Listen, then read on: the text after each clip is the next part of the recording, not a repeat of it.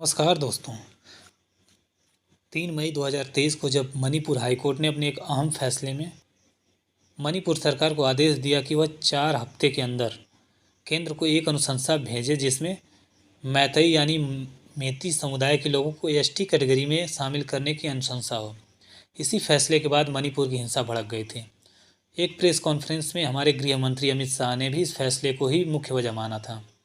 मणिपुर की हिंसा को समझने के लिए हमें सबसे पहले मणिपुर की भौगोलिक व जातीय व्यवस्था को समझना होगा। तो अगर आपने अब तक चैनल को लाइक एंड सब्सक्राइब नहीं किया तो कर लीजिए ताकि इसी तरह के और वीडियो आपको मिलते रहें।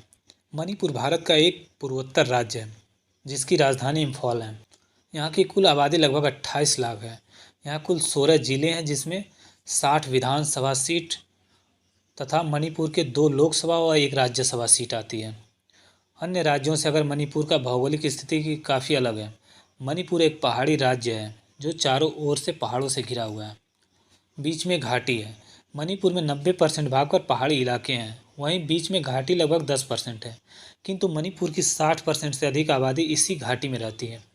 घाटी में रहने वाली आबादी की बात करें तो इसमें मैतेई यानी मेती समुदाय की भागीदारी लगभग 50% से अधिक है। विधानसभा की 60 सीटों में से 40 सीटें यहीं से आती हैं। मणिपुर में मुख्य तौर पर 3 समुदाय के लोग रहते हैं, मैतेई और जनजातीय समूह कुकी और नागा।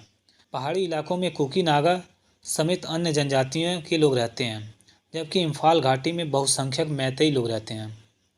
मैतेई समुदाय के लोग हिंदू धर्म को मानते हैं, वहीं नागा व कुकी समुदाय के लोग मुख्यतः ईसाई धर्म को मानते हैं। मणिपुर में कुछ मुस्लिम समुदाय के लोग भी रहते हैं। जनसंख्या में ज़्यादा होने के बावजूद भी मैतेई मणिपुर में 10% भूभाग पर ही रहते हैं, जबकि 90% हिस्से पर नागा, कुकी व दूसरी जनजातियों के लोग रहते हैं। मणिपुर में मौजूदा जनजातियों का कहना है कि मैतेई की जनसंख्या अधिक है, वहीं सियासी दबदबा भी इनका अधिक रहता है। इसके अलावा ये पढ़े लिखे लोग हैं, काफ़ी संपन्न हैं।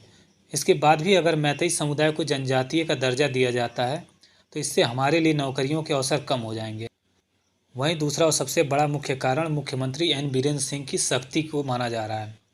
बीरेन सिंह सरकार ने पर्वतीय क्षेत्रों में अवैध कब्जे व अवैध अफीम की खेती पर शिकंजा कसना शुरू कर दिया है, जबकि घुसपैठियों आतंकी संगठनों का यहीं से खाद पानी मिलता रहता है। राज्य सरकार की मानी जाए तो पड़ोसी देश म्यांमार से गैर कानूनी तरीके से सीमा पार कर लोग आकर गैर कानूनी तरीके से मणिपुर के जंगलों में कब्जा कर रहे हैं, जिससे सरकारी ज़मीन व जंगलों पर कब्जे हो रहे हैं। इसे रोकने के लिए सरकार ज़मीन व जंगलों से अवैध कब्जे खाली कराने लगी है, जिस पर कुकी समुदाय की सरकार के इस फैसले को अपने ऊपर हमला मान रही है।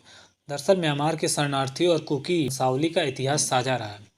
इसके साथ ही सरकार के ड्रग माफियाओं पर लगातार चलाए जा रहे अभियान के फैसले से भी कुछ समुदाय इसे अपने ऊपर रोजगार पर हमला मान रहे हैं। मणिपुर हिंसा की शुरुआत की बात करें तो the indigenous tribals leaders forum ITLF ने गवर्नमेंट लैंड सर्वे के विरोध में 28 अप्रैल को चूरा चंदपुर में बंद का ऐलान किया था। संयोगवश उसी दिन मुख्यमंत्री एन बीरेन सिंह की जिले में कार्यक्रम था, लेकिन 27 अप्रैल की रात से ही भीड़ ने मुख्यमंत्री के कार्यक्रम स्थल पर तोड़फोड़ व आगजनी शुरू कर दी थी। 28 अप्रैल को भी पुलिस व प्रदर्शनकारियों के बीच टकराव चलता रहा, जिसके चलते मुख्यमंत्री का कार्यक्रम रद्द करना पड़ा। हिंसा अभी शांत भी नहीं हुई थी कि 3 मई को हाईकोर्ट का आरक्षण संबंधी फैसला आ गया, जिसने आग में घी का काम किया।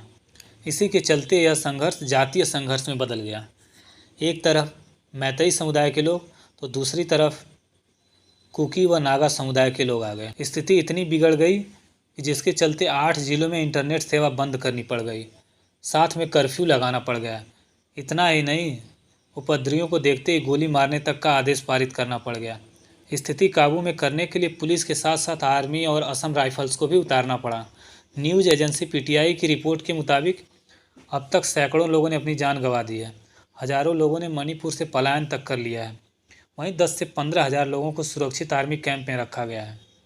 वैसे इस मणिपुर हिंसा को लेकर आपकी क्या राय है, हमें कमेंट बॉक्स में ज़रूर बताएं।